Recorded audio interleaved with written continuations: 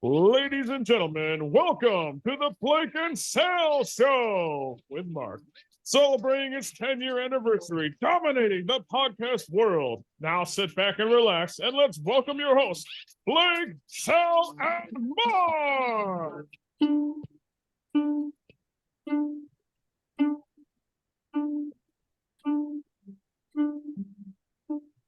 No, it's a bad idea, but how can I help myself? Been inside for most this year, and I thought a few drinks, they might help. It's been a while, my dear, dealing with the cards life dealt. I'm still holding back these tears, but my friends are somewhere else. I pictured this year a little bit different when it hit February. A step in the bar, it hit me so hard, or how can it be this heavy? Every song reminds me you're gone, and I feel the lump form in my throat. 'Cause I'm here alone, just dancing with my eyes closed. 'Cause everywhere I look, I still see you. And time is moving so slow. And I don't know what else that I can do, so I'll keep dancing with my Hello, everyone, and welcome to the Leggett South Show with Mark, episode number 483. And it's always fun to have Halloween snowstorms. That's always a fun thing to do, especially when you're working in it. It's fun. My shoulders are actually hurting from scraping cars off this morning, so that's always fun. All right, so let me bring on my co-host. First of all, the biggest film podcasting and my Joey, and the Joey to my Chandler. Sal, how you doing? I'm good. I'm good. How are you? I'm actually doing all right. Funny part, I actually was the title of Time to Kill before. I actually turned on TBS and they had Friends reruns on, and I haven't watched Friends in a while. And I was like, oh, this is fun. It was one of the Chandler in the box, and I was like, oh, this is fun. How fun this was. Oh. Okay. So let's go to our other co-host, the man, the myth, the legend, the guy who apparently disappeared from the camera is now caught a smoke. Mark, how you doing? What the hell is he wearing? What is going on? Are you being Bruto from being content? What the hell's going on? Evil Kermit? It looks like Bruto from content. The thing that makes things go bumping at night. You're a day late. We did Halloween last week. Anyway, as I said, right. Mariah Carey's been, de-iced. Don't get me started on that. Oh, no. We're not going there. Our Christmas music is not starting to throw Survivor Series show. I'm saying it right now. All right, so Sal, what are we opening the show with for the song? Because we got like 30 seconds left. I couldn't think of anything, so I picked, I guess, the newest Ed Sheeran, Eyes Closed. It's all good. I like the song, actually. I like the The newest one. It's all good. So apparently I spit all over my keyboard too. Oh, good for you. What the hell was that one about? All right, so we have a special guest on the line today. So when we were setting up the 10-year anniversary this year, there were certain people I wanted to make sure I got on. And one of them has actually only been on the show one other time on the main show, one show on the wrestling room back when me and Dad were doing that thing for a while. This is only the second time ever on this show.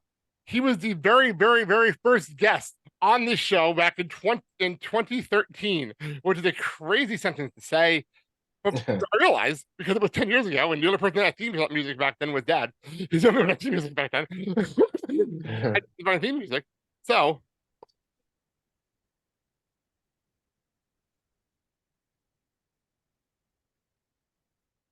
hit my music.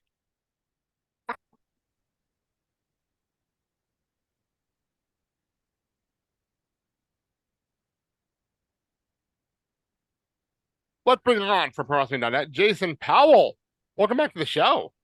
Hey, I didn't even hear my music. What's going on? I don't know what's going on, but I didn't hear it either. What was it? What was it supposed to be? It's actually Pat McAfee's theme. So, oh, okay, all right. I'll take that over the Ed Sheeran. I got to admit, like, Ed's a big hit with the ladies and all. You know, I get it, but is it just I'm not a big Ed Sheeran guy. If you've heard one of you, kind of heard them all. That sounded like every other Ed Sheeran song I've heard. You're I've not only wrong. heard like yeah, 3. you're not wrong. Okay. there are some of his songs that are a little different, but not a lot. Okay.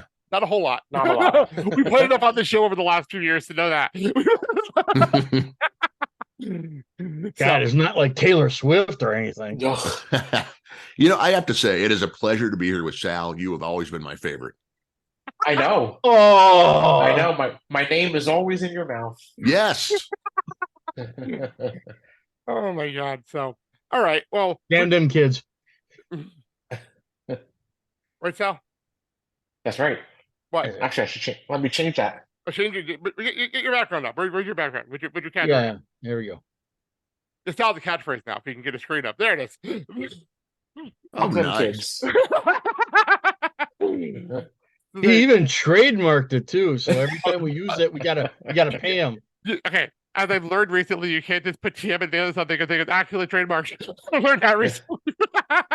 Oh well, there I we heard go. that. I heard it from somebody else. I thought someone's laughing at that joke. All right. I say something. I'm not to get political, and I won't pick a side here or anything like that. But I'll just say that when I start hearing both sides talk about how they want to dedicate all my tax money to the kids because it makes people vote for them, that's pretty much what I say as somebody who doesn't have children.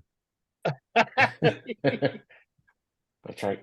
All right. So Sal, why don't we let's get this introduction out of the way so we can get into the show because we have a lot to get into. Help support the show, panel pop. You can find the show and all the other projects we work on, including upcoming season of Clerks Minute at theblakershouse.com. Sal. Yeah, yes, you can buy our shirt stickers, hoodies, pencil sharpeners, and more. I can't think of anything Put a else. sticker on it. Go to our TeePublic link on our website, or go to TeePublic and search the Blake and Sal Show.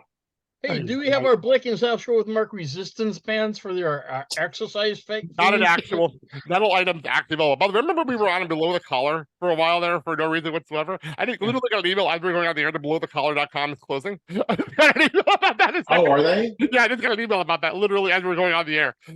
So Are they having a fire sale? I don't know. It's pretty funny to me. I have to look at that after we're done. So all right, let's go to commercial. We'll come right back. All right, as always, pick up Mandy's book, Mandy's children's book. I Know I Am, available right now at Amazon, Barnes & Noble, and RNTAP Publishing, available in English and in Spanish. Mindy and Mandy show is returning next week after taking a couple of weeks off just due to some personal things, and then Nadine celebrates Halloween more than anyone I know.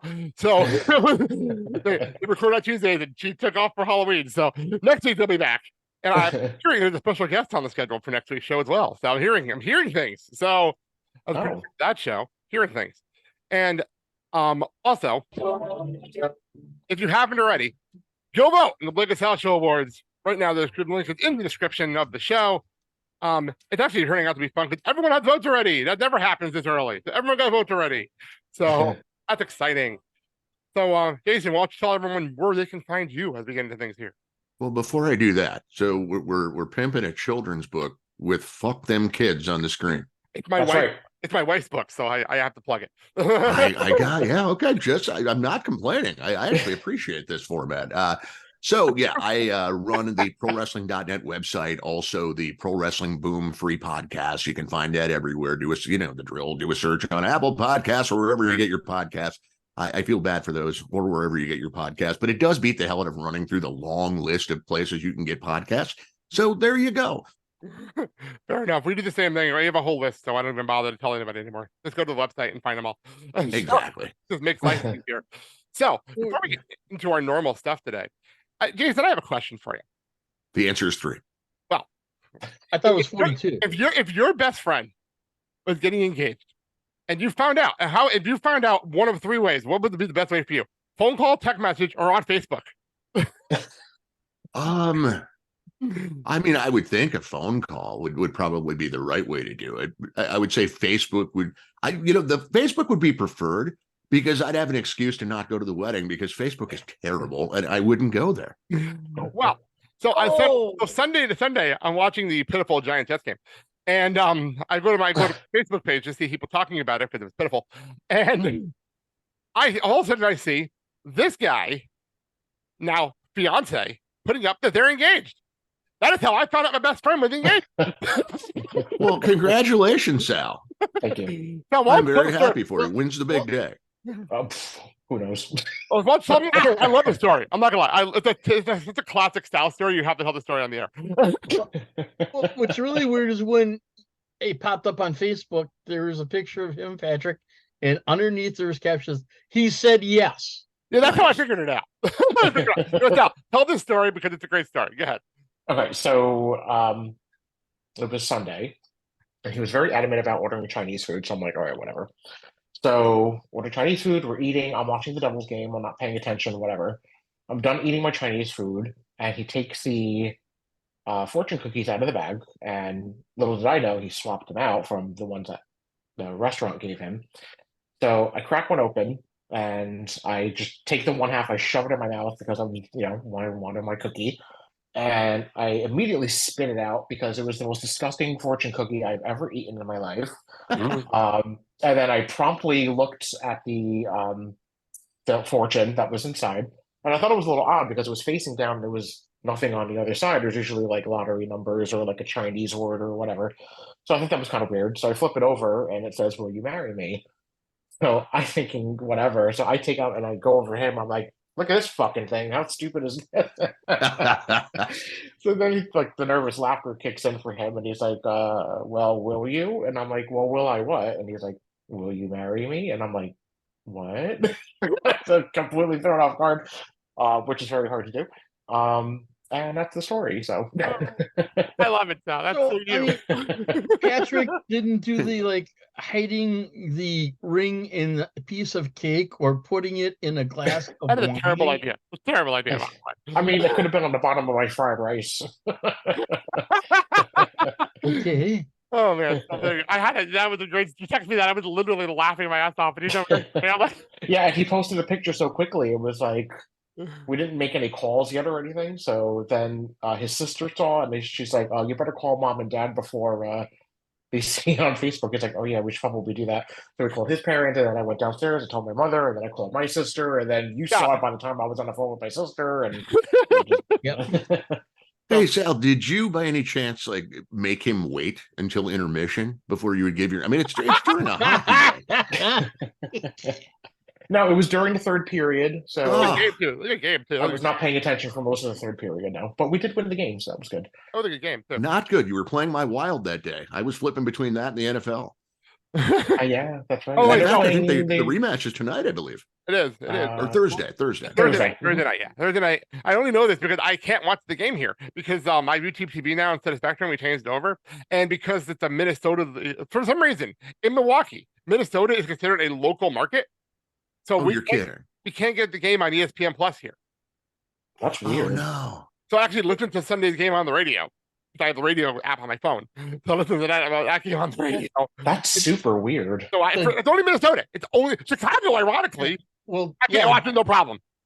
The game was the Green Bay Minnesota game was on Fox. So no, but that doesn't do with anything. I'm talking about hockey. I'm not talking about the Vikings. I'm talking about the Wild game. Okay. All right. For some reason, it's only Minnesota. Because Chicago, even though it's closer, I can watch the Blackhawks Devils game, no problem. Well, I mean, if you care, I might try to contact somebody and be like, hey, but if you're good watching more Blackhawks games, I mean, they do have their kid now. Yeah, it's true. It's only going to be chasing glory. By the way, I don't know what pisses us down more, that or the Taylor Swift Kevin Kelsey thing. I'm not sure what's involved more. I get so much crap from Sal every day. It's like another fucking thing about fucking Conor McGregor every fucking day. Like, it's ridiculous. Okay, so speaking on the Halloween, what do you think out of everything was the biggest costume for this year? Taylor Swift and Travis Kelce. I saw you everywhere. are absolutely correct. And, you know what? I from CJ told me he saw a lot because CJ took care of trick or treating this year. Because he's old enough and he didn't trick or treat anymore, so he took care of it for us.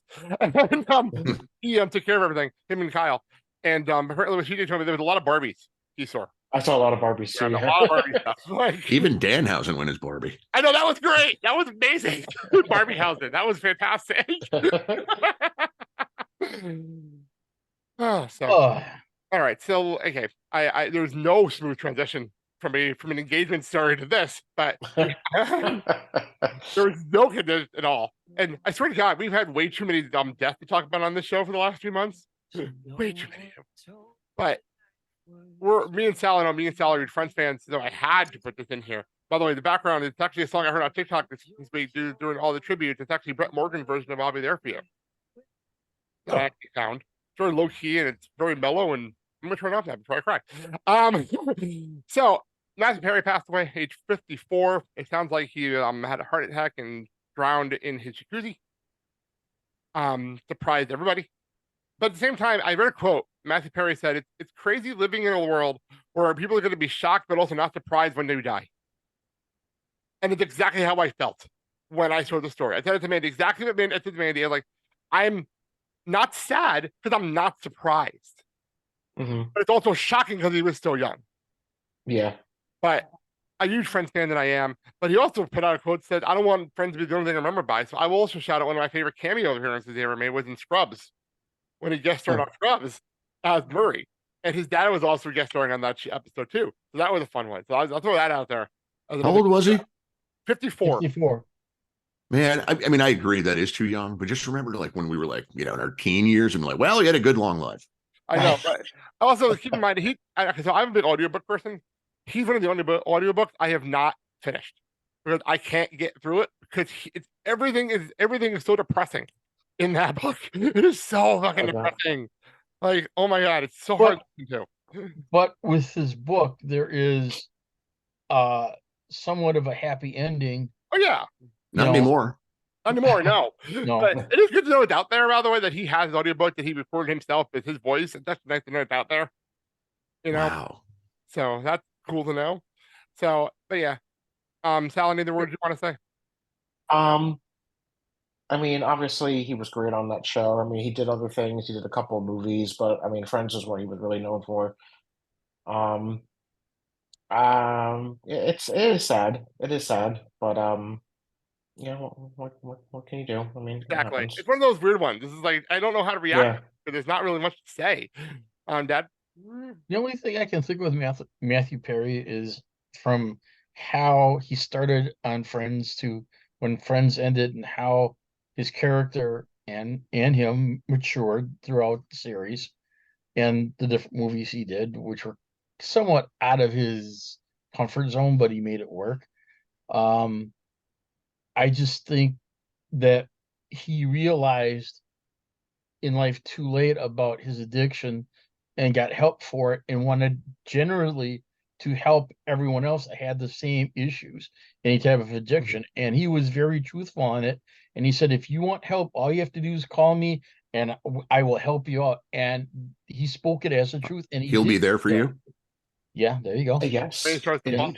But I think people look at him as like somebody's brother, an older brother that, kind of gives some advice and now has passed away. And I think that's how some of the people, the co-stars, kind of look at it, is he's like an older brother that gave advice and basically contacted everyone and, kept everything going. And now he's gone. So they have to rely on each other.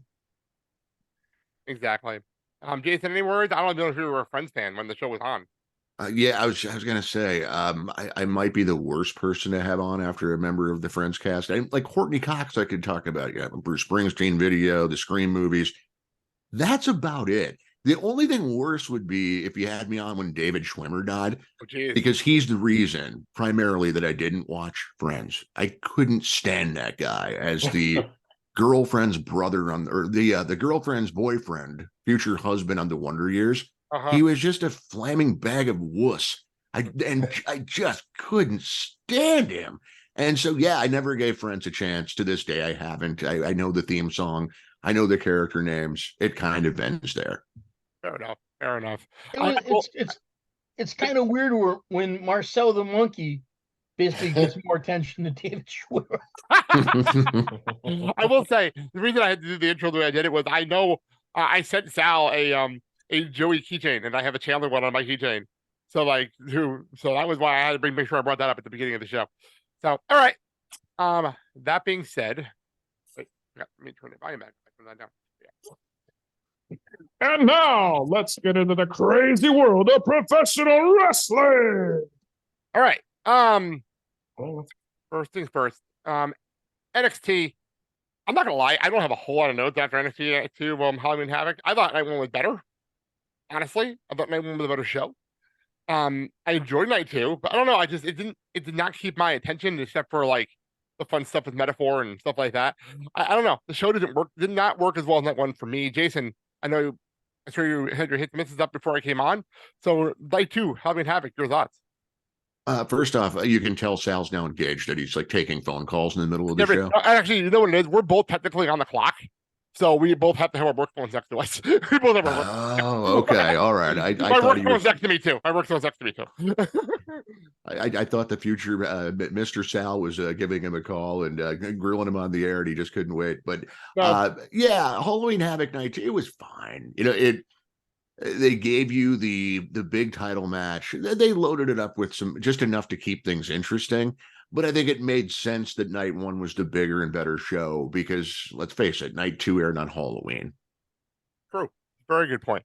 I know I was listening to the Torch recap show this morning, and Kelly was angry because he had to do a post show on Halloween. He's like, I love this day. Why do I have to do a post show today? It's Halloween. I found out this morning that my guy wasn't doing one on Halloween night. Oh, geez, I didn't even realize that. You're right. I didn't even know that. Yeah, John Moore always Mr. Consistency, and out of the blue, like he said he was going to be late, and I'm like, all right, I checked before I dozed off late. I'm like, all right, no big deal. It's Halloween. Hopefully he's out having fun. And then I checked in with him this morning because every once in a while he'll like record and forget to send the damn thing. So I'm like, well, just in case, I don't want to be a pain. But he's like, yeah, I should be able to get to that this afternoon. I'm like, oh, all right. Hopefully you had a lot of fun on Halloween. Well, I will say, now that Sal's off the line, my favorite thing to do during NXT, because Sal doesn't watch NXT most of the time, usually he's hanging out with Patrick, and so we doesn't watch NXT much, but usually, especially this year, because he's watching Big Brother, because of the weird season that's been going on because of the strikes. But my favorite thing to do sometimes is send Sal random photos from the show, out of context, completely out of context, and most of the time it's metaphor. Usually it's metaphor pictures, just randomly, and I love doing that to him. So randomly last night, in the middle of the show, because when Mommy and Dirty Dom did their entrance, Mandy wanted me to go online and find what was on the plaque that he was carrying out. She wanted to know what it said. So I went on Twitter X to find it out. And while I was there, I'm like, wait, here's a picture of metaphor dressed like the Scooby Gang. I'm sending it to Sal. Which I always get a great reaction because he never knows how to respond to metaphor dressed up, if ever. He never knows how to respond to them. And for those who were wondering, that the on Dirty Dom's thing got hit for when he was being arrested. By the way, Rhea Ripley is fantastic with handcuffs. I learned that last night. Yes. But on the thing, it said that he was guilty of having a luscious mullet, which admittedly one of the funniest things I've had in a long time. And Sal, I got to say, I think the key, Patrick is his name, your fiance? Sal, you're on mute. You're on mute. You're still on mute. You can tell me, Blake. I think you know the man's name. Yeah, that is Patrick. But Yes. I just want to let him know he's on mute. Gotcha. Yeah. So, Sal, I think the key to a happy marriage is going to be not making Patrick watch NXT ever. If you can avoid a collision on Saturday nights, don't get too wrapped up into that. Certainly never make Patrick watch Rampage. We can arrange that, yes. What about NWA Power? I don't know why you even bother to waste your time even saying those words. I don't even cover it anymore, and I cover MLW. I mean, I just had to throw up my hands up with the NWA. I'm like, I'm not enjoying this. I've got to just move on. And I hate to do that, but there's so much wrestling on. Like, you just can't cover everything. You know what's funny, Jason? Last week we had a long talk about this. Yeah. About how there's way too much wrestling on TV. We had a long talk about this. And you know what? I'll go to the AEW tab because that's actually how it came up. Because we were talking about how like collision's a thing, and most of the time, some of us aren't even home on Saturday nights. We DVR the show, and a lot of times I'll skip through it on Sunday morning to see what happened. Like sometimes, I'm not home. Like this Saturday, for instance, this Saturday night, me and Andy have plans. We're not going to be home Saturday. Like we have plans. Well, so before they even had Rampage and Collision, what other shows did AEW have? Dynamite. It was Dynamite. Dynamite, but didn't they also have Dark? But that was on YouTube. I don't count those shows. Those are YouTube. No, those didn't count. Don't count. Yeah. Unless I you're have in the no building. idea why they existed. Unless you were in the building, it didn't count. And by the way, I apologize if you're hearing the tornado siren. It's that time of the month where they got to keep doing it in November because you never know when that tornado is going to hit Minnesota in November. All good. It's all good. Well, randomly, if the mailman shows up, the dogs are going to have howling all over him. So don't worry. For no reason, it's so cliche. These two dogs. So, My thing with the cinematic part of the show. wait, what are you talking about now? We moved on. We're back on NXT. We're talking about metaphor. Oh, we moved on. Sorry, we moved on. But my thing is, why was Norman Scooby Doo and not Freddy? Means well, I think it's funnier that they just wanted to have the punchline and going row. I think they just wanted that punchline at the end. That was it. Kelly Wells had a great point on the NXT on PWG NXT that they should have had Tozawa dressed as Fred. There you go. At all. That would have been whatsoever. that would have been better, and then he could have pulled a mask off one of metaphor and. If it wasn't for them damn kids. Oh my God. They missed an opportunity there because that would have been fantastic. But no context whatsoever why he's dressed as Fred. That would have been funny to me. That would have been very funny. All this for just saying, I want a match. Yeah, pretty much right. It's the annual visit to the haunted house. I think there's been like one that was kind of clever. There's moments in there, but if you're just kind of a wrestling purist, you're like, oh my God, stop this, please. As I always say on the show, I go into NXT most of the time kind of blank slate because I never know what the hell they're going to do. I never know what the hell they're doing over there. And that's probably why I enjoy the show so much. Because I just go in like, whatever. Just going to go and have some fun for a couple of hours. I was looking forward to the Van Henley Tiffany Stratton match. I really was. That didn't happen. Yeah, I was. By the way, it was never announced on last week's show. It just popped up on the Wikipedia page. I'm like, we're doing this match, really? We're doing this next week for no hype. I really wanted them to see. I wanted them to go at it. I really did. I know what. I'd rather save it. I'd rather save it from when you can actually have time with it. Actually have time to do it because you just waste because it was a full show anyway, and then you're throwing it back and forth to a haunted house most of the show, and like it was. You could have saved it for another time. Honestly, you didn't even have to advertise it. It was almost like we need a reason to have Tiffany Stratton on the show. That's what that felt like to me. I think every week there should be a good reason to have Tiffany Stratton on the show. True. And Fallon Henley, for that matter. I love Fallon Henley, so I can't really complain about that. Like I love her and Kiana James. It baffles me. They're very good, and they just can't get out of second gear. It's weird. It is very strange, actually. Now that you say that. Okay, where was I? Oh yeah, website. So I'm gonna jump over to AEW real fast. They announced another pay-per-view on the schedule, and it's rolled then at the end of December. Styles cringing because I don't think he knew this information until just now. This is news to me. Just now, it's in Long Island. I am making an announcement here. For the last 10 years, we have not missed a pay-per-view, a PLE. We previewed everything that's ever happened in WWE, AEW. We're doing New Japan. We're throwing the Ring of Honor. We've done all these shows over the years. We dropped Ring of Honor from our lineup this year. Guess what? For the first time in 10 years, I am announcing right now, we're not previewing World's End because we are on vacation. We were on vacation that week. And that means 24, we will not have to force ourselves to do every fucking show. Because now it looks like we're going to have 24 fucking pay-per-views and PLEs on the schedule. Because AEW looks like they're going to go to 12. We're not covering everything this year anymore. I can't do this anymore. No. I can't do it. It's my job and I can't do it. I mean, why did AEW figure to put an extra pay-per-view before the end of the year? I don't get it. I especially right before Wrestle Kingdom. Like, what the hell? What is still happening? It doesn't make sense. Why did Tony? Frustrating, beyond frustrating. I don't get it. It's not just him. I mean, they're going overboard, but it's all of wrestling. I'm sure you've heard me say it before, Blake. I'll say it again. At this point, I'm expecting somebody to do a Christmas morning show from Bethlehem Stadium if there is one. It's just become ridiculous how much wrestling there is. Can we call it the Second Coming? Oh, I like that. There it is. There it is. As long as it's not produced by TNA, that would be bad. TNA, the second come. No. How about the second? There's a pun right there. There's a pun right there. That's what it is. the second gathering. There you go. The Juggalos might sue. Oh, true. You're not wrong. So yeah, we're not doing that. And like I said, in 2024, we're changing things because I can't do it anymore. Can't do it. That's coming from me. That's coming from me. What if tonight's big announcement is finally that they're going to have a streaming deal? I mean, it won't change your vacation plans, obviously, but will that make it easier on you than? I mean, if it's like dropping $50 every time they do one of these things. That's true, but my also logic is, if it's like WWE with Peacock, I still want to drop some WWE jump from our fucking schedule because like there was no reason to preview like Payback and like Fastlane. There was no reason to do that. Like there was zero reason to preview those shows. The shows were there. We watched them. Nothing much happened on them. Like nothing really happened on them. Exactly. Not like that. And the price. Exactly.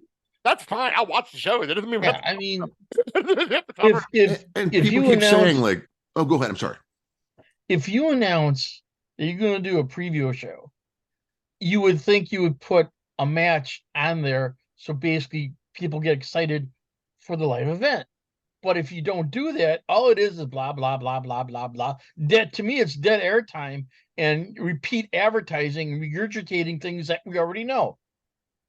As someone who has to cover the pre-shows if there's a match, shame on you. You get enough wrestling. You don't need another match. It makes me start an hour earlier than I want to. A lot of times we put the pre-show on in the background when we're having dinner just to make sure the feed's working. Just to make sure the feed's working. There you go. I do a lot of times.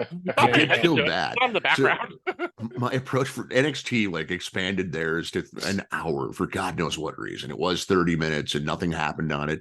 And so what I do is just like, all right, I have it on either very low volume or outright on mute while I'm watching something else. I'll have that on my laptop and just kind of look over going, okay, there's not a match. Who cares? The only thing that mattered on their pre-show, somehow I missed, which was Jade Cargill showing up. I'm like, oh, I felt bad about that one. Yeah, that was a big deal. That one was a big deal. Yeah. Yeah. You know what's funny about this past year, and I realized this as I was going through a lot of notes for the year because we're in the end of the year, so we're working on things, is there's been 2 different shows, WWE shows. We didn't watch live because like one was the Money in the Bank, and I was in New York at a Broadway show. So I watched that on delay. And then what was it, Fastlane? Was Fastlane the one last month? Yeah. Yes. Yeah. At the beginning of October. Me and Mandy were in Chicago at a Peloton event. So like we have plans. Like a lot of times I'll watch the show on Sunday. Like I'm not planning my life around WWE shows anymore. It's just not worth it. Let's like the Rumble or like WrestleMania. That's different. But like a lot of these extra shows, there's just no point. You know? No, I mean, people have asked like, why did they take the titles off of Cody and Jay so quickly? And it's like, well, ask yourself why they put them on them to begin with. It's because they needed something to make that TLE feel newsworthy. I thought the whole reason for that was to have the Roman Reigns and Cody face to face on SmackDown. They don't care about the rules of the brand split, clearly. Speaking of things on a Saturday night that nobody watched, MJF just retained the AEW World Championship against Kenny Omega. The match was great. I was watching it kind of. I was not going to bullshit you. I was kind of high and not fully paying attention. I watched it. But it was on 3 days' notice.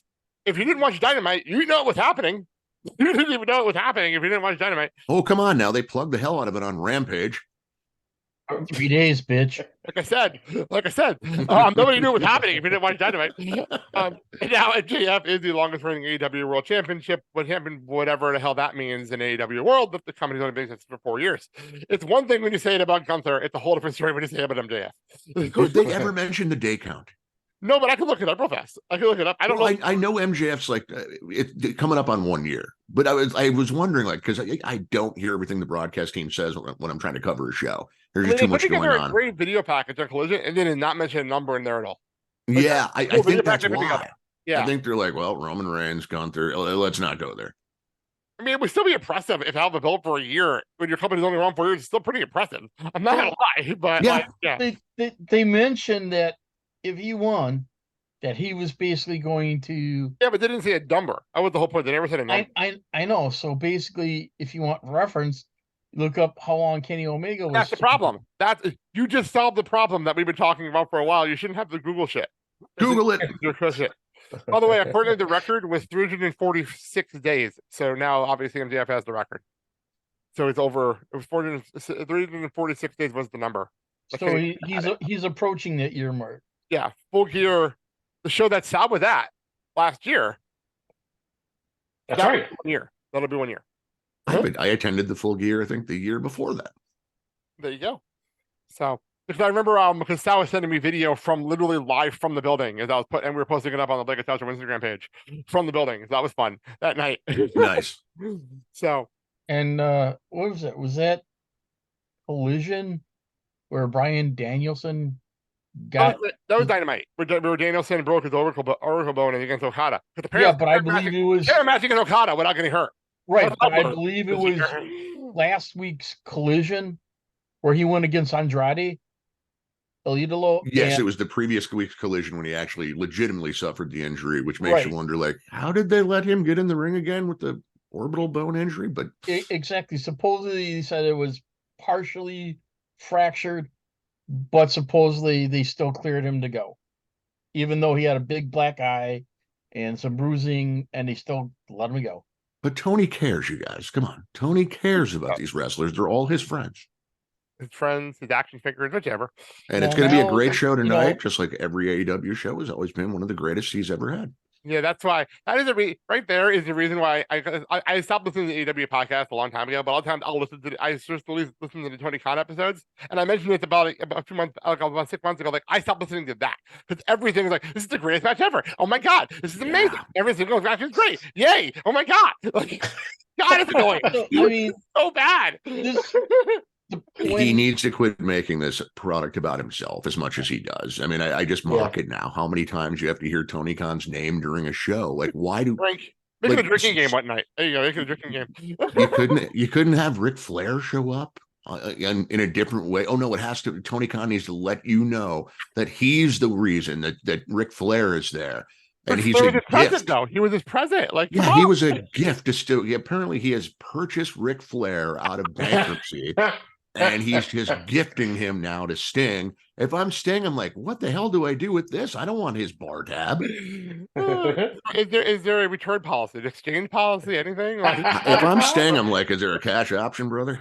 Can I get gift cards instead? I remember I had Collision on when I was watching Collision in the background. I'm like, and I'm like, they're talking about this gift like this prestigious thing going on in the world. I'm like, what? Isn't it just being Ric Flair? I'm like, really? So now with Brian Lee's injury, I think that leads credit to him basically saying that I'm going to stop wrestling full time. And, with all the injuries that's happened to him and working through it, Brian will never stop until they force him to stop again. Well, here's the thing. It's getting to the point where all these injuries are happening. His body is going to break down completely where... That will be when he stops. Well, I didn't say it that way, but it's the truth. It is the truth. AEW will clear him. You're good. You're fine. Exactly. I mean, that's okay. All the money will go to Bree anyways. All the money goes to Breeze anyways, because I'm sure it's on the life insurance. By the way, guys, we might be onto a concept. We should pitch them. They always, they have their reality shows, and I don't know if they're bringing the one back or not. But the reality show that I think would work is that Tony Khan gifted Ric Flair to Sting, and now Sting's got to go home and let his wife know that Ric Flair now lives with them, and he's a gift, and you can't exchange it. He's just stuck there. Wasn't there Ric Flair like a butler? Isn't that a wife swap episode? There wasn't Mick Foley. Was it? No, Roddy Piper. No, it was Roddy Piper. That's what it was. That's what it was. And each other's other half could not stand it. Oh my God. Right, exactly. I mean, I felt sorry for Roddy Piper's wife with Flair, because I'm going, as time's going on, she wants to kick this guy out. Wouldn't you? So damn straight. Well, how many times has it happened to him now? 6? I don't know what we're up to anymore. I've lost track. It's kind of like his world championship count. I think Hogan's trying to catch up to him. All right. So last week we had a big conversation about TV shows and everything else. Now remember, Sal, you know how every time you usually put something on TikTok about like anti-AEW, we always get something back. Yes. I know you do this all the time on your end too. Like, anytime you say any anti-AEW, you get something back, no matter what. Like, we're to the point where Dad got yelled at for thinking. Keep in mind, oldest person on this panel currently, he got accused of living in his mom's basement because he had anti-AEW comments. Wow. Yeah, you can't say anything bad about AEW without Apparently, it's bad. Yeah, I mean, hey, WWE's got its share of kooks too. Oh, yeah, I agree. But last week was the first time we put up an AEW, anti-AEW TikTok video and got no negative response from anybody. It was the first time. Wow. Everybody's tired of his You shit. mean people have finally seen the light? We got likes, even get hatred. It was crazy last week. I've never seen anything like it. I was like, wow, it's nuts. I've never seen it before. AEW, don't get me wrong, can be good in some ways, but when you have to like force yourself and adding more shows and basically trying to find out what to do with your extended talent roster, you kind of like get lost in your own world. So I've so we were joking about last week about the endless TV taping that they do. This Friday, past Friday, I went to SmackDown, and we didn't know going in because we were like, okay, live show, we'll be out of here by 9:30, no issues. And all of a sudden, right before the show starts, they didn't tell anybody this. They're like, we're going to do a double taping of SmackDown. I'm like, oh no. wait, what? I can only imagine the poor parents in the crowd like, oh, Nobody no. knew. Nobody knew. Like, nobody knew without the ticket. It was nobody didn't put it in the local advertising. Only told us It's funny. I was wondering why you didn't say anything because I figured We didn't know. The week after they're going to Saudi Arabia, and I'm like, they usually do a double taping, but they didn't tell us. I was joking about it, but they didn't say anything to us. The only good thing we literally found out at 6:45. We found out we were doing double taping. The only good thing, Blake, out of it, it was a Friday night. Yes. No school on the weekend. And it was SmackDown back to back. It wasn't like AEW where it's Ring of Honor, Dynamite, Rampage, Ring of Honor. Oh, they had like 14 Ring of Honor matches. Like, who the hell wants to see this? Actually, Jason, funny part, when we went to Dynamite, the last time we went to Dynamite in Milwaukee, we left before Rampage was over because they announced more Ring of Honor matches. And our kid and CJ looks at us, our son, teenager, can stay up as late as he wants on the weekends, but it's Wednesday night. We have school the next day. And he looks at us like, can we go home after Rampage? Can we go home? I'm tired. I'm like, so we left. We literally went through, we left after Jungle Boy's entrance in the main Rampage. We left. I don't think that gets nearly enough attention when it comes to the reasons that their attendance is down. Is they are burning these people out. I agree. And the fanboy defender, well, you can leave. Well, maybe end the show on a high note like a normal production would, instead of just prolonging it. I mean, who wants to sit there and watch a show that's going for whatever hours that ends with Metalik doing something? Like, just come on, stop this. Why does it exist? I said this last week at that same Dynamite show. It started at 6 o'clock. We did Ring of Honor matches. Mm-hmm. And my favorite part of the Ring of Honor matches was here's 2 matches, and then we're going to record the intro to the show. And then we're going to matches. The favorite part about that, Dynamite and Rampage, and then they were Ring of Honor. We left. My boss, who's a really great guy, he's at the same show. We talked the next day because he wanted to know what time we left. Oh, he made it home, but in time for work. I'm impressed. We make our own schedules. So we make our own schedules. But anyway, so he calls me the next day. He's like, "What time did you leave?" I'm like, "During Rampage." He's like, "I was there till 12:30." Oh, because he wanted to see by Kingo. And that was the last match. But he was there till 12:30. It is a problem. It really is, and they don't want to acknowledge that. But it is such a problem when you're just, people want to go be entertained for 2.5, maybe 3.5 hours. I know, like, as a Guns N' Roses fan, I am in heaven if the band plays for nearly 3 hours. But I also hear from other people that went to the show going, man, it went a little longer than it needed to. And, so everybody's got their own line for something like that. AEW exceeds it with almost every show they do, pay-per-views included. 4 hours is fine for a pay-per-view, whatever. But do you really need a 5th hour with 4 matches on a 1-hour pre-show? Stop it. So the best part about the SmackDown taping, though, was we did SmackDown Live, and there was no pause. There was no pause. It was literally, we're going to change the screen from the Crown Jewel saying next Saturday to tomorrow, and we're starting the next match. They didn't give anyone time. It went right into it. It was another hour and a half. They didn't do, there's a whole segment of SmackDown I have not seen because they didn't do it in front of us. Oh, wow. And there's the Logan Paul Rey Mysterio segment. I haven't seen it yet. I have no clue how it is because it was not in front of us. What did they do for signage? Because this one's iffy when it comes to whether it's going to be on FS1 or Fox. Was there any? They didn't do anything. They didn't. Okay. Well, as a matter of fact, during the show, the reason we even knew they were live or back, they didn't. The cool part about I noticed this SmackDown, we didn't really know when they were on commercial during matches. We didn't know because the matches were so good in person. But the only reason we knew, if you look at the actual like jumbotron, the WWE on Fox logo, like the hashtag, was not there when they were on commercials. That's the only reason we knew they were on commercials. We would never have known.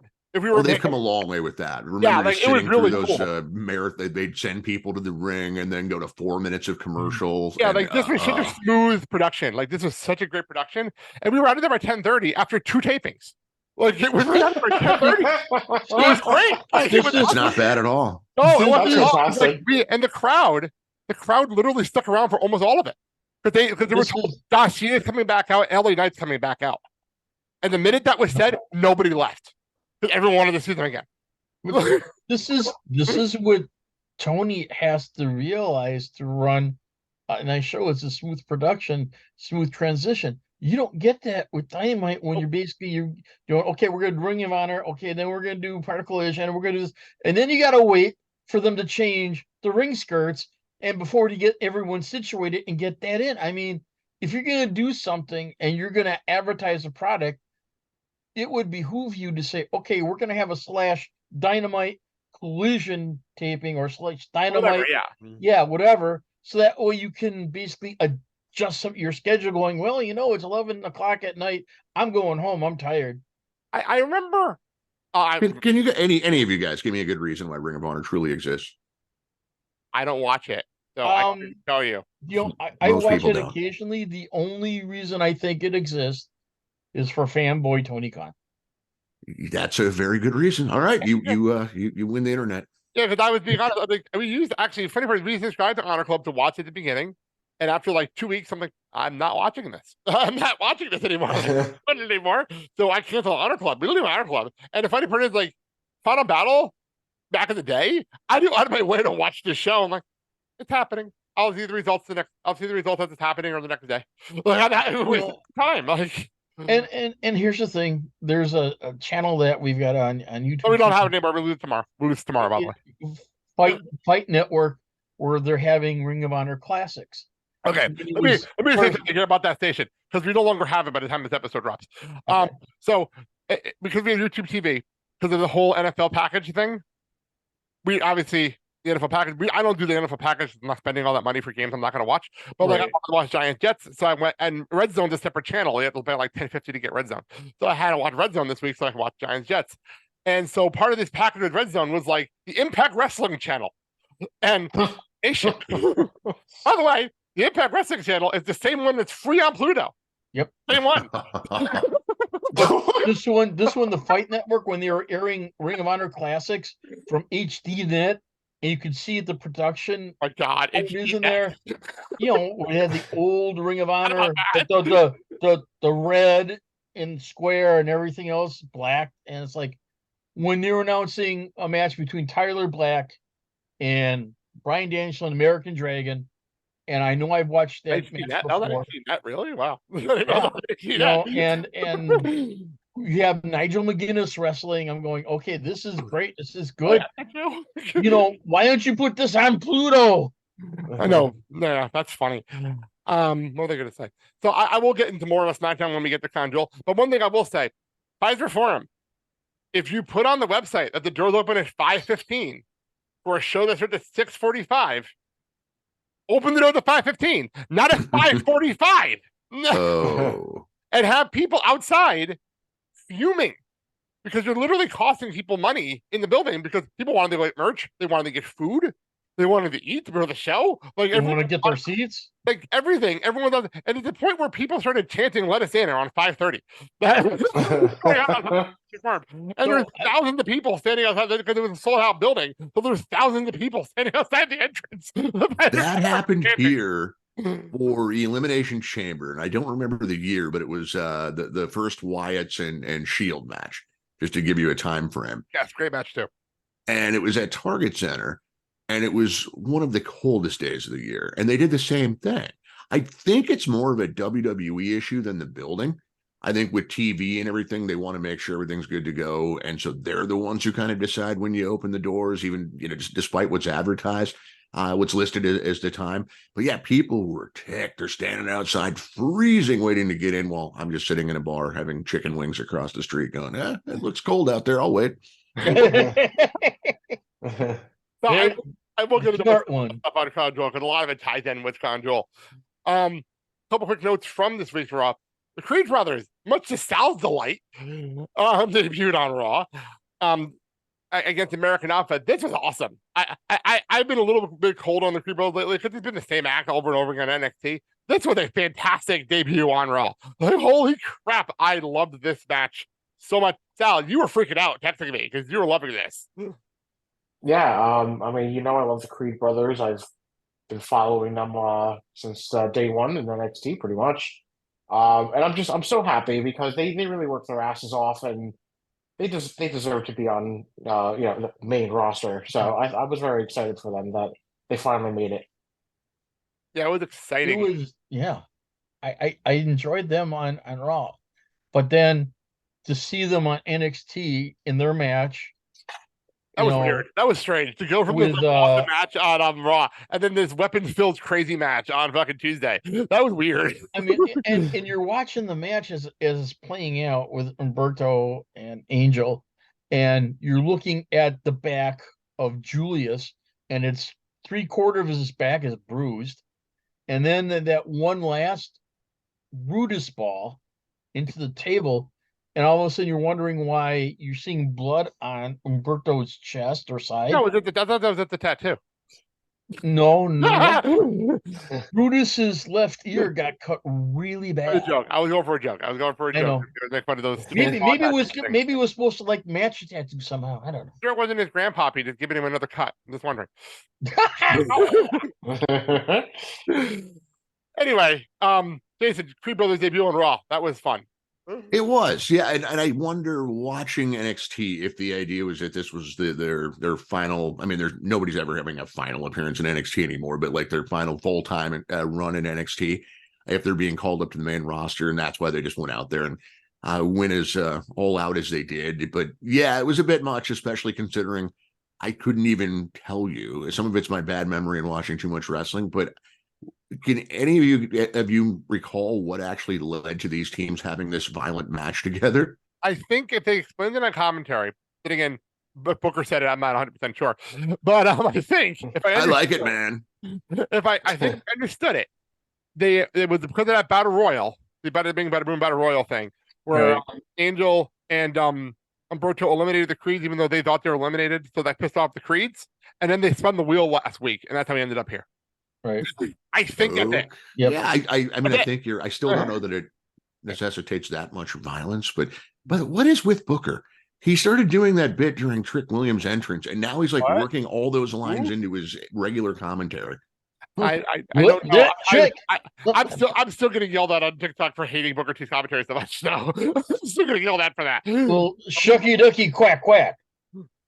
Oh, there it is. Keep him on the pre-shows where I don't have to listen to him.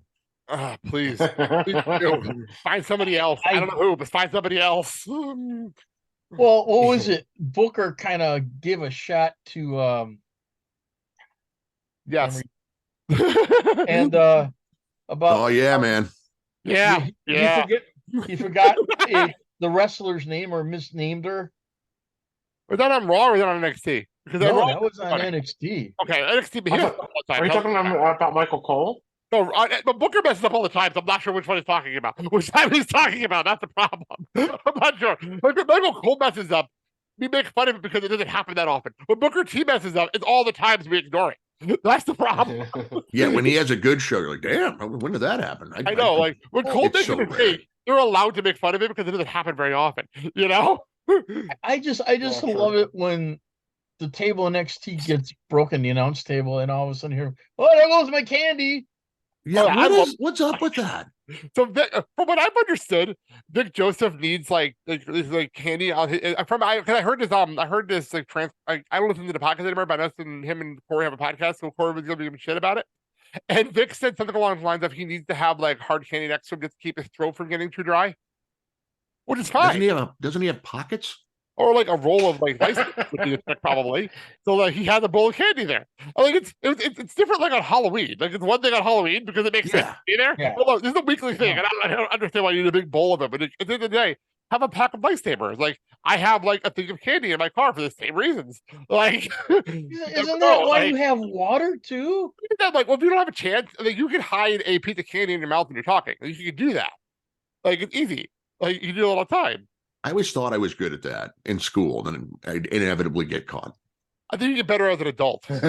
Maybe. I think it's a better thing as an adult because you get smarter about it. So, like, I think those old school teachers just knew what to look for. true. Very, very true. Okay, lift up your tongue. Okay. So, I've been joking about for weeks. You can tell who's running the show when DIY returns on television. We've been joking about it for weeks. At the minute DIY debuted, and we're talking about DIY coming back, and they finally debut. I'm like, yep, wonder who's in charge of this show. There's no way that would be here. It's about damn time. I'm not sure if I like the theme music yet, but again, it's new, so get used to it. I'll get used to it. But I was happy. I'm happy to see the DIY back together. I know, Jason, I've been hearing you're not the only one who's been saying that they wanted more history on DIY. I actually don't mind it if they're trying to tell us the same story on regular TV.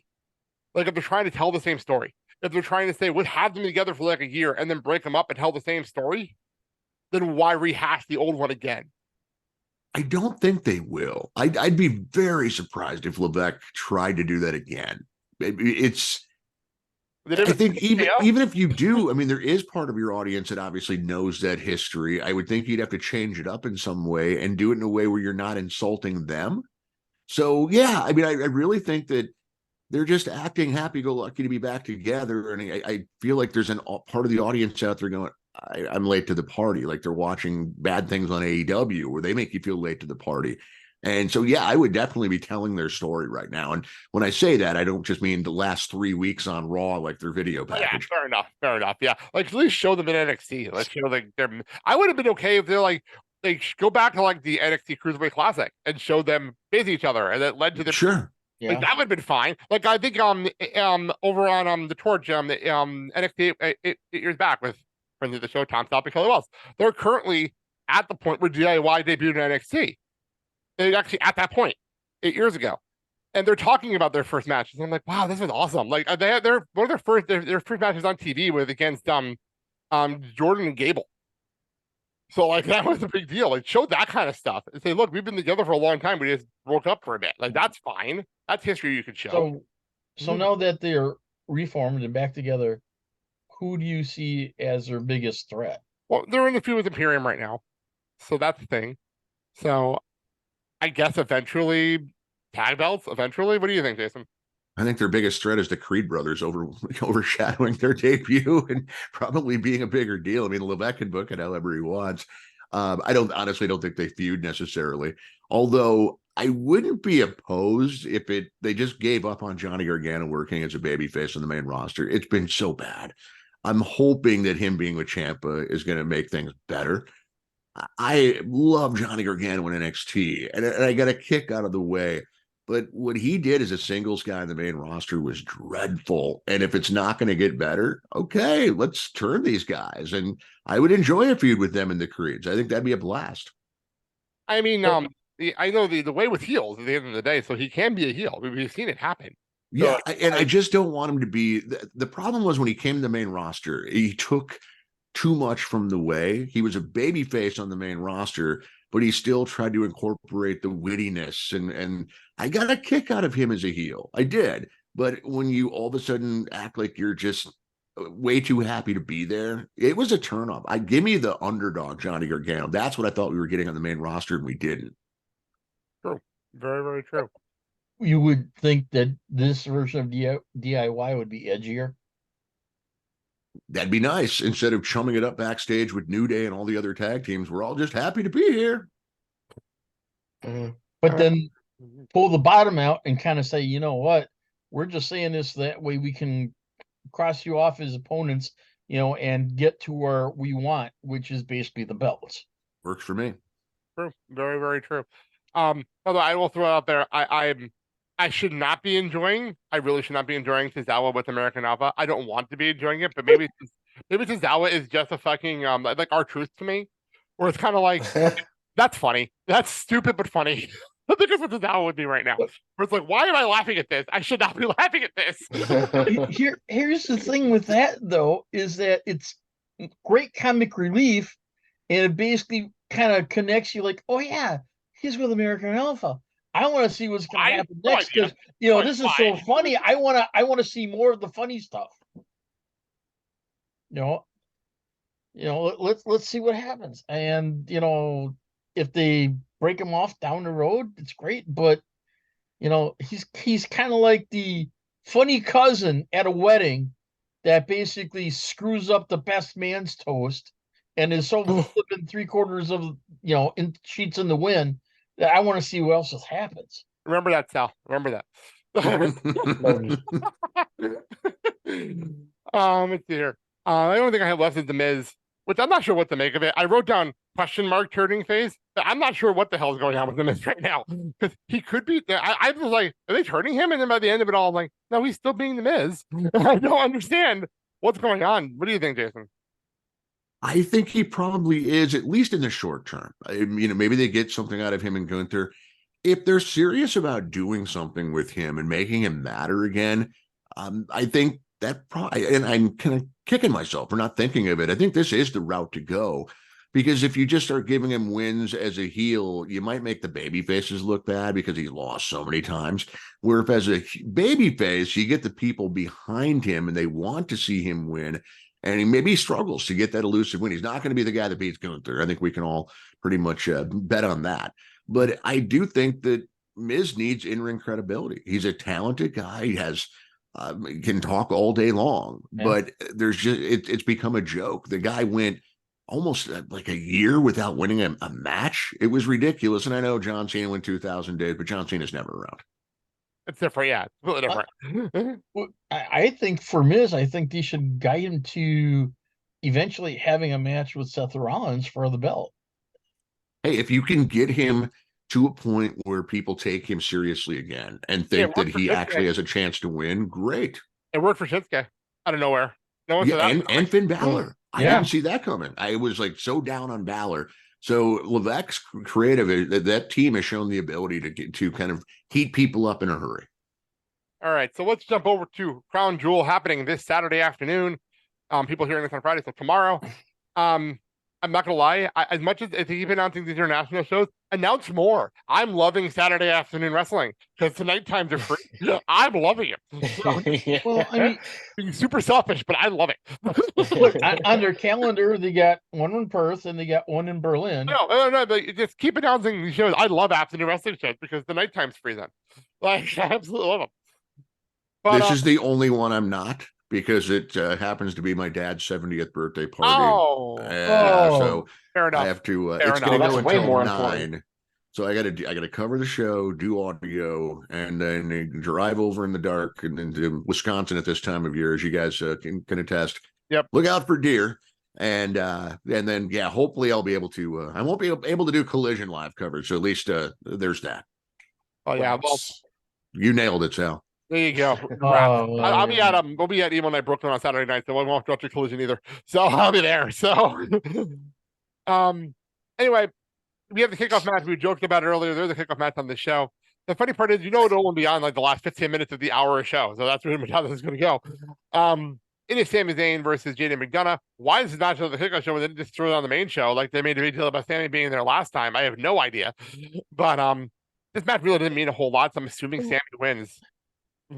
Yeah, I mean, McDonough loses all the time. Sami was loved last time he was there. I certainly assume so. So, yeah, I would agree. Well, what are you gonna do with the storyline for the Judgment Day? I mean, the pre-show. It doesn't matter. It's the pre-show. It doesn't matter. Well, I don't even know why this is happening. People want to get Sami Zayn on the show. That's why it's happening. But the thing is, if you're going to put JD McDonough in a match, he's not in the Judgment Day. Technically, he's not in the Judgment Day. Okay, but you're following the storyline. I understand that, but it's a kickoff No. match that nobody cares about, and Sammy's going to win because it's in Saudi Arabia. That's the reason this match is happening. It's for the same reason why when Mansoor was on the roster, they put him on the show to win. That's the only reason. Is it just me, or is JD McDonough like the upside down version of Sami Zayn, where he's like pledging this faction, trying to get in, and they don't want him, and that sort of thing? It's like but Rhea there's some likes parallels there. Rhea likes him, though, Yeah. so it's weird. There you go. There you go. You know? But not as funny. Nowhere near as funny. No. Let's move on. We have I can't wait for Sal to cringe. The WWE United States Championship. It is Rey Mysterio taking on Logan Paul. I could hear CJ yelling right now. By the way, so Jason, I'll just say this because we talk about this all the time. My son drinks Prime, loves the beverage, has friggin' a color scheme on his window with all the different color bottles of Prime, but hates Logan Paul with a passion. Hates the guy with a passion. Really? Despises him. Like, we were at the show, and when they teased Logan Paul being on our show, he's like, "That fucking son of a bitch!" He was yelling. The Maverick Logan Paul Flipped off the t-shirt at the souvenir stand. He hates him so much. the one lucky punch. Look, it just cracks me up. We've been joking about this at WrestleMania. It's so fucking funny how much he hates this man, but loves his beverage. Here's the thing I think about Logan Paul and his one lucky punch. He can take his one lucky punch and shove it up his one lucky ass.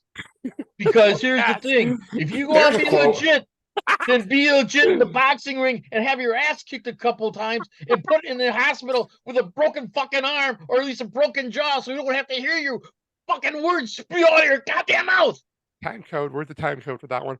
Yeah, because a timestamp please for You the can tell the preview. holidays are approaching. It's warm, tenderness. It's holiday stress, yes. Is it, Jason, did you realize that's going to be on TikTok later? Hashtag Hey, hate kids. Logan Paul. There you go. Anyway, So I'm gonna go next. I'm gonna interject and go next. you can go first. We have any thoughts on it. I'm gonna floor you. I think I know where to go. Yeah. I think Logan Paul is gonna win. Like, all signs to me are pointing that Logan Paul is gonna fucking win. Oh. Oh, You know what's crazy is I don't disagree with you. I don't disagree at all. I want to disagree with you. I really want to. But you know what? I see in my brain, I have Logan Paul winning this and then LA Knight beating Logan Paul. At Mania? Maybe. We're very much on the same page. That's the exact scenario I've laid out as well. I thought Logan Paul was a candidate to win the World Heavyweight Championship at some point, only because they love the attention. And so why not the U.S. title? I mean, it's not that big of a deal at the end of the day. I mean, Ray is only holding it because they're doing that thing with Santos. And at the end of LWO, the thing, Logan Paul holding the belt's not the worst thing in the world. Like, it's not. No, he's very good, and they probably have him. It could be a brief reign. Maybe he's back at Survivor Series. He drops it there. Maybe it's through Mania, and he drops to LA Knight there. Yeah, there's different things they can do with it. I'll be surprised if he doesn't win this championship. here's the other thing too. If he does win it, you renew the rivalry between him and Miz for the title. Well, let's not do that. We don't want to see that rematch. I wouldn't even want. If you're gonna have a rematch, I just want to see him kick his ass. That's all. If you're gonna do a rematch, at least do like Logan Paul, like Ricochet. At least that was fun. At least that was fun. Yeah. Yeah, that was You know, like if you're gonna do a rematch. Yeah. So did I say Logan Paul too? Logan Paul. But that I said that. Mark. I'm gonna go with my heart. I'm gonna go with Rey Mysterio. Okay, I figured you're not going to go against the LWO. That didn't surprise me. Yeah, trust me, you're getting that shirt for Christmas. WWE Women's Championship: Io Sky versus Bianca Belair. Bianca, by the way, did get a fantastic pop on SmackDown when she came out because the people were looking forward to seeing her a lot. So that was cool to see. And then the main event of the taping was actually Bianca versus Bayley, which is going to be part of this Friday show. So again, I don't know the order of the show on Friday. I don't know if they're going to move things around or whatever, because I did. But the main event of our show was Bayley versus Bianca, which made me really happy as a Bayley fan. So that made me happy. So I don't know where you're going with this one, Jason. What do you think? To me, it's too soon to put the title back on Bianca. Tell a story with her rather than just put the title back on her. Otherwise, she becomes like Charlotte Flair at that point, where it's just like, oh, she won the title again. Doesn't mean they won't, but I would keep the title somehow, some way on Io Sky. Yeah, I was thinking, Sky with damage control interference. That's a bit. Other than that, that's probably unless they're putting the belt on Bianca, which doesn't make any sense. Why you would do it in Saudi Arabia too? Like on top of it all, like it doesn't make any sense. You don't usually do women's title changes in Saudi Arabia, so yeah, Io's got to retain here, Sal. Yeah, I agree. Bianca's had her fair share of title reigns, so Io Sky hasn't had it for all too long. So I would like to see what else she can do with it. I'm gonna go with Bianca, and then that sets a program between her and Bailey. Bailey gets the belt, and then the infighting happens between Damage Control. You know what's funny? I'm and I'm not going to talk about this more because we'll get to the Rumble. I have a feeling that Bailey's winning the Rumble, and then I'll set up Io versus Bailey. So that's where I'm leading right now. Then again, I've been picking Bailey in the Rumble for like 3 years. So that may be a better possibility. Real quick, Women's World Championship. It is Rhea Ripley, Nia Jax, Shayna Baszler, Zoe Stark, Raquel Rodriguez. I feel like they're just trying to get as many women on this show as possible because they said, "Look at all the women on the show with long sleeves." With long sleeves. At least they get the form-fitting outfits. At least they're not completely baggy clothes anymore. Long sleeves. The Taylor's going to make a fortune for this match. Wow. Yeah. I see no reason to take the belt off Rhea right now at all. I agree. I think that's the reason why Zoe's in this match is to get pinned. I think that's the only reason there's Zoe in here. Sal, go ahead. Yeah, I agree. I mean, I said it before. I would love Rhea versus Jade. That would be an awesome match in my view. Two alpha females going at it. So I would like Rhea to retain. Jason? I think we get Rhea retaining. I always worry in these 4-way, 5 ways that, especially as we approach Mania season, do they want to take the title off the champion without the champion being pinned to set up that chase? So I think, but I also put that at like 10%, and I sadly think it would be Nia Jax if there was a title change, but I will officially go with Rhea. The only reason I want to see Nia hold a belt at all is they can bring back her old theme music because this new music is terrible. So bad. Dad, your thoughts, go. I would like the title to go to Raquel. Raquel, so. And then you set up this program with Jade trying to get the belt, and then you have her beat Nia Jax and Raquel. Yeah, I don't know where she's going. That's the thing with Jade. I don't know what she's doing. I think what it is with Jade, if you look at it, I think she's picking who she wants to go against to make a statement. I think Jade's first match is going to be against Becky. The weird thing, I think they're trying to make it seem like the general managers are courting her, but they're not really doing an effective job with it. It's strange because she shows up on all the shows. The that would be a GMs great storyline, dude. That would be a great storyline without having GMs now. That would be a good storyline, Yeah, I'm surprised they're not leaning into that more.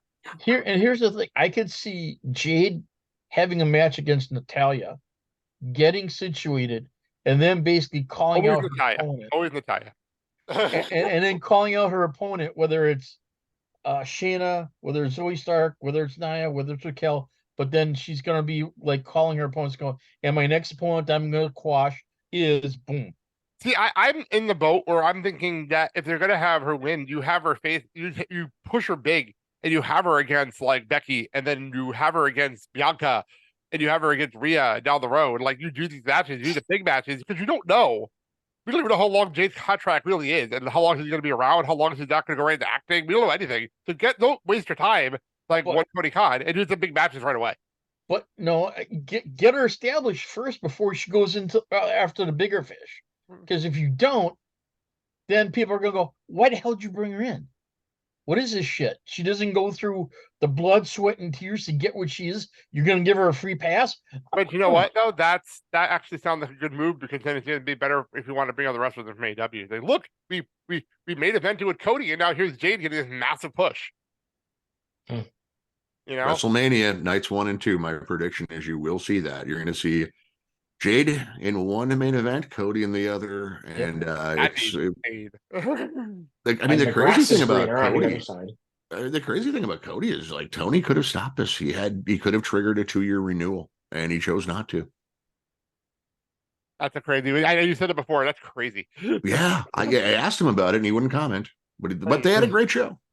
You know, and the thing with Tony is doing stuff that he should do and it doesn't. It's coming back to bite him in the ass. All right, let's move on. We have oddly enough, any other show, one would say John Cena was the most over person in the building on Friday night, but he wasn't. He was number 2. We'll get to number 1 in the main event in a few minutes. But John Cena versus Solo Sikoa. Why? I don't know. Because they want to have John Cena on the show. To their credit, they did give us a pretty good storyline at SmackDown to at least set up Solo versus John. So at least we have that. I see no reason why John's losing this match because they made this big deal about John doesn't win. By the way, you know what's funny? They showed a graphic, I think it was on Raw. They said the last time John won a match was at the very first Saudi show. Oh, wow. It was the very first Saudi show. It was the greatest event in Royal Rumble. I didn't know that information literally until Monday. I did not know that. So, that's a big deal. So I'm assuming Cena wins this. Jason, what do you think? Yeah, unfortunately. I don't say unfortunately because I'm a John Cena hater or anything like that. I just hate seeing Solo Sikoa lose. I think it's so much more intriguing, but they've already blown it. I mean, they had Cody beat him going into Mania last year. He's lost since then. I just want to see this guy be a world beater so that when they get to him in Roman, it feels like an epic showdown. And the more losses he takes, the less impactful that match. It's still going to mean something. Don't get me wrong, but it's not as big as it could have been. But yeah, once you start acknowledging that John Cena hasn't won a match in over 2,000 days, you know he's about to win a match. Exactly, Sal. Yeah, I was thinking the same thing. I would love Solo Sikoa to win. It would look really good on his resume, but I think it's going to be John Cena. Yeah, what do you think? It's going to be Cena, and the only reason I think we're doing this match is because the wise man said Roman told you to take him out, so take him out, but he doesn't do it. So now, how does that basically look as far as storyline for Bloodline? That Solo couldn't do what he needed to do, so now they're looking at him as the odd man out? No, because they're already doing that with Jimmy. Jimmy's already the odd man out in this group. Because what I'm seeing down the road is if there's friction between him and Roman. I would be terrified for Roman. I'd be terrified for Roman now okay, because here's the thing. You've got Solo, and if he wants backup, who does he go? To his brothers. So now you start this whole family feud. We did this already. We've done this. We've been doing this for 3 years. Can we please do something else? Okay, well then here's the thing. Put The Rock in the midst of it and you really have a family feud. Oh, Jesus Christ. All right, let's move on. We have Damian Priest and we have Cody Rhodes. Right, Sal? Fuck Cody Rhodes. Thank you. Sal, you can go first. Go. I this one's tough because I think Damian would really need the win here. But you know, LOL, Cody always wins. Well, not really. I can't really say that. You know, fuck it. I'm going to say Damian Priest. Okay, fair enough. Fair enough. A Judgment Day interference, all kind of stuff. Why not? Like, it's not the worst thing in the world. By the way, yes, Jason, that's actually on our soundboard. Fuck Cody Rhodes. Go with it. So, Jason, your thoughts on this match? Children and Cody Rhodes. Wow. I will go with Cody to win because that's what Cody does. They did give him a foot injury, but on the same night they gave him that foot injury, he beat up 2 different people on 1 foot. So, yeah, Cody goes over. That's what Cody does. You're not wrong. That did happen. They're very dusty like. It's exactly what I was thinking. Exactly what I was thinking. Just doesn't have the cast. Oh, man. Yeah. Go ahead. I'm going to say Damian Priest, but he gets help from the members of the Judgment Day to do it. Like JD. Like JD. Or Dom, who is not on this card anymore, surprisingly. So he's not allowed in Saudi Arabia anymore. Oh, yeah, I forgot. Because of his prison sentence. He's not here for the same reason the Usos aren't here. Prison sentences. Same reasons. It's the mullet rule there. Oh my god.